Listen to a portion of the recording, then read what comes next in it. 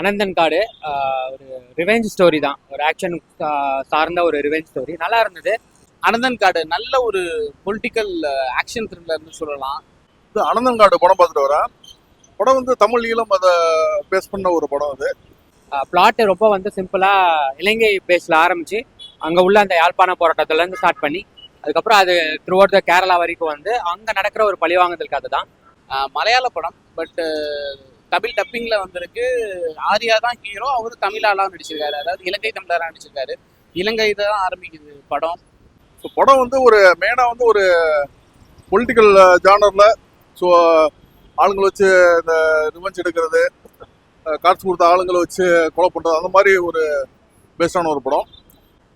எல்லாரோட நடிப்புமே பிரமாதமாக இருந்தது. நிறைய எமோஷனல் ஃபேக்ட்ஸை நிறைய சொல்லியிருந்தாங்க. இப்போ நடக்கிற விஷயமா இருக்கட்டும், இது வந்து 2015 காலகட்டத்துக்கு முன்னாடி 1991 அந்த மாதிரி 90களில் நடந்த கதை மாதிரி தான் காட்டினாங்க. பட் ஸ்டில் இப்போவுமே அது வந்து நிறைய இடங்கள்ல பொலிட்டிக்கலாக எவ்வளோ பேர் வந்து அடிமட்டத்தில் உள்ளவங்களை யூஸ் பண்ணிக்கிட்டு அவங்களே மறுபடியும் அவங்களே வந்து எப்படி முடிச்சு விட்றாங்கன்ற மாதிரிலாம் ரொம்ப அழகாக காட்டியிருப்பாங்க. நல்லா இருந்தது, எமோஷனலாகவும் நல்லா இருந்தது, ஆக்ஷன் ஓரியன்டாகவும் நல்லா இருந்தது. 90களில் 80 பிற்பகுதியில் இலங்கையில் ஆரம்பித்து அங்கேருந்து அவர் தப்பிச்சு தமிழ்நாட்டுக்கு வந்தும் அங்கேருந்து கேரளாவுக்கு போகிறாரு. ஸோ அதுக்கப்புறம் படம் வந்து ஃபுல்லாக கேரளாவில் ட்ராவல் ஆகுது. அவர் வந்து இந்திரன்ஸ், முரளி கோபி அவங்களாம் இருக்கிற ஒரு கேங்கில் போய் ஜாயின் பண்ணுறாரு. படம் பார்த்தீங்கன்னா ஃபஸ்ட்டு இந்த படம் வந்து ஆக்சுவலாக ஒரு மலையாள படம், தமிழில் வந்து டப் பண்ணியிருக்காங்க. ஸோ மலையாள ஆடியன்ஸுக்கு ஏற்ற படம் இது. ஸோ அவங்களுக்கு வந்து ஃபுல் படமும் வந்து ரொம்ப பிடிக்கும். ஏன்னா அவங்க வந்து ரொம்ப ஒரு டெப்த்தான ஸ்டோரியை வந்து எதிர்பார்ப்பாங்க. சார் ஹீரோ தான். ஏன்னா இந்த மீகாமன்னு ஒரு படம் வந்தது, அதில் வந்து பார்த்தீங்கன்னா ரொம்ப பெருசாக எக்ஸ்பிரசிவாக இருக்க மாட்டார், பட் ஆக்ஷன் பயங்கரமாக இருக்கும். இதுலேயும் அதே மாதிரி தான், ஆக்ஷன் வந்து பயங்கரமாக பண்ணியிருக்காரு. எக்ஸ்பிரஷனுமே வந்துட்டு பார்த்தீங்கன்னா ரொம்ப மினிமமாக, அவருக்கு பெருசாக இந்த ரொமான்ஸ்லாம் எதுவுமே இல்லாமல் கதை சார்ந்து தான் பயங்கரமாக இருக்கும். அதுக்கப்புறம் கேரளாவில் இருக்கிற முழு பொலிட்டிக்கல் நிலைமை, அங்கே 90s பாலிடிக்ஸ் எப்படி இருந்துச்சு, சிஎம்லேருந்து அது எல்லாமே காமிக்கிறாங்க. ரொம்ப ரொம்ப டிஃப்ரெண்ட்டான ஒரு ஸ்டோரி லைனாக இருந்துச்சு. இந்த மலையாளம் இலங்கை தமிழர் அந்த காம்பினேஷன்லையும் நல்லா இருந்துச்சு. ஒரு தமிழ் ஆடியன்ஸுக்கு எனக்கு எப்படி இருக்குன்னா, ஒரு ஃபர்ஸ்ட் ஒரு 30 minutes to 45 minutes படம் இன்ட்ரெஸ்டிங்காக போகுது. அப்புறம் எனக்கு ஒரு லேக் தெரியுது, இன்டர்வல் வரைக்கும் ஒரு லேக் தெரியுது. செகண்ட் ஹாஃப் வந்து கொஞ்சம் ஸ்லோவாக தான் ஆரம்பிக்குது. பட் இந்த லாஸ்ட் ஹாஃப் அன் ஹவர் வந்து நிறைய விஷயங்கள், ட்விஸ்ட் டர்ன்ஸ், நிறைய ரிவீலிங்கு, நிறைய ஒரு யூஸ்வலாக மலையாள படத்தில் வந்து நம்ம எதிர்பாராத விஷயங்கள்லாம் காமிப்பாங்களா, அந்த மாதிரி நிறைய விஷயம் காமிச்சது வந்து ரொம்பவே சூப்பராக இருந்துச்சு. ஆக்சுவலாக இந்திரன் ஸ்டார்ட் பண்ணும்போது ஒரு வில்லன் பேஸ்டு தான், பயங்கரமாக இருந்தது அந்த லுக்கு, அவரோட அந்த எக்ஸ்பிரசிவ்லாம். அதுக்கப்புறம் கதையை நோக்கி போகும்போது அது ட்ராவல் அப்படியே ஜம்ப் ஆகி அவர் பாசிட்டிவ் குரல் வந்தது. ரொம்ப நல்லா பண்ணியிருக்காரு. அவருக்கு நடிப்புக்கெல்லாம் நம்ம சர்டிஃபிகேட் கொடுக்கவே தேவை, பிரமாதப்படுத்திருப்பாரு. ப்ரீ கிளைமேக்ஸ்லாம் ஒரு எமோஷனல் இம்பாக்ட் ரொம்ப செமையாக பண்ணியிருந்தாங்க. அவரோட இந்திரன் மட்டும் இல்லாமல் அவர் சார்ந்த மற்றவங்களோட கதாபாத்திரமே பிரமாதமாக இருந்தது. எல்லாருமே சூப்பராக நினச்சிருந்தாங்க. இந்திரன்ஸ் வந்து வார வாரம் படம் கொடுக்குறாரு, எல்லா படத்துலையும் வேற வேற மாதிரி வர்றாரு, இதில் இன்னும் வேற மாதிரி இருந்திருக்காரு, சூப்பராக பண்ணியிருக்காரு. கிளைமேக்ஸ் பக்கம் வந்து ரொம்ப அருமையாக வந்து படத்தை பிடிச்சிருந்தாங்க. படத்தோட மேக்கிங் ரொம்பவே நல்லா இருந்து. படத்தில் பார்த்தீங்கன்னு வச்சுக்கோங்களேன், இது வந்து ஒரு மலையாள படம் நம்ம வந்து தமிழில் பார்க்குறோங்கிற ஒரு ஃபீல் வந்து கொடுத்துருந்தாங்க. வயலன்ஸ் தான் படமே. த்ரூஅவுட் த மூவி உங்களுக்கு வந்து வயலன்ஸ் ஆக்ஷன் தான். அது வந்து 90களில் எப்படிலாம் பண்ணியிருப்பாங்க, அந்த அரசியல் கொலைகள் அது எப்படி வந்து நடத்துகிறாங்க, அதுக்கு வந்து யாரை யூஸ் பண்ணிக்கிறாங்க, அதே வந்து கடைசியில் அவங்கள வந்து எப்படி வந்து அவங்க கிட்ட கொண்டு போய் அதை முடிக்கிறாங்கன்ற மாதிரிலாம் அந்த காலத்தில் நடந்த அந்த அரசியல் கொலைகள் சார்ந்த ஒரு படம் தான் அது. பட் அது ரொம்ப ட்ரூத் டு த ரியாலிட்டி, அது கரெக்டாக காட்டியிருக்காங்க. ஆர்யாவுக்கு பெருசாக டைலாக்ஸ்லாம் கிடையாது, ஆனால் ஆக்ஷன்லாம் செம்மையாக பண்ணியிருக்காரு. இன்டர்வல் பிளாக், அதுக்கப்புறம் கிளைமேக்ஸ், ரெண்டுமே ஆக்ஷன், சரியான ஆக்ஷனு.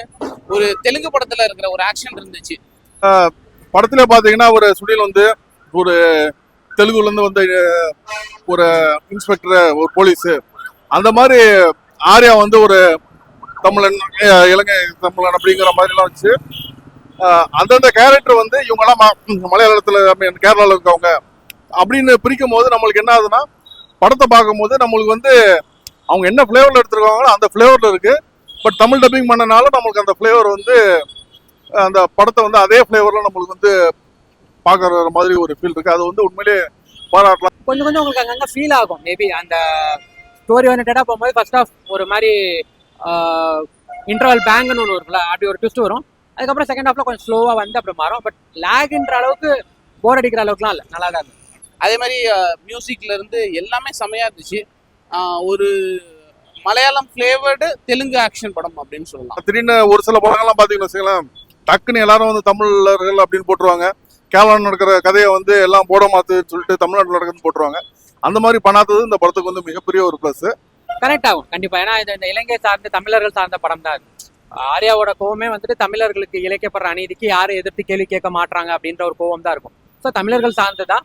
என்னதான் மலையாள படம் மலையாள ஆக்டர்ஸ் எல்லாமே இருந்தா கூட இது வந்து ஒரு தமிழ் சார்ந்த பதம் வரும்போது ஈஸியா கனெக்ட் ஆயிடும்.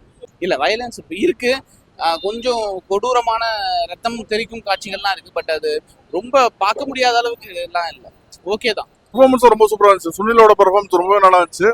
ஆர்யா வந்து ஒரு ஆக்ஷன் ஹீரோவா பண்ணியிருக்காரு.